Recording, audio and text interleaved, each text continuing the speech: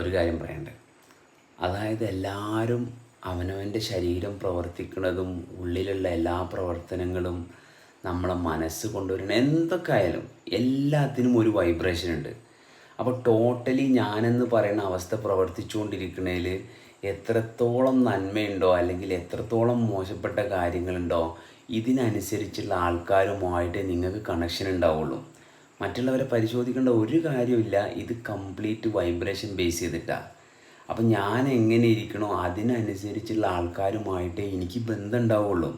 അപ്പോൾ നമ്മളവിടെ നമ്മുടെ വൈബ്രേഷൻ അല്ലെങ്കിൽ നമ്മളിലുള്ള നല്ല അവസ്ഥയെ നമ്മൾ ഫോക്കസ് ചെയ്ത് അത് നമ്മൾ കൂട്ടി കൂട്ടി കൊണ്ടുവരുന്നതിനനുസരിച്ച് പഴയ ബന്ധങ്ങൾ വിട്ടുപോകണമെന്ന് നമുക്ക് കാണാം. അപ്പോൾ വിട്ടുപോവാതെ ആ കച്ചറയിൽ പിന്നെയും നമ്മൾ പിടിച്ചിരിക്കാൻ നോക്കുന്നുണ്ടെങ്കിൽ നമ്മളെ ജീവിതത്തിൽ ഒരു കാലത്തും സമാധാനം ഉണ്ടാവില്ല. അപ്പം നമ്മളെ പരിശോധിച്ചാൽ മതി.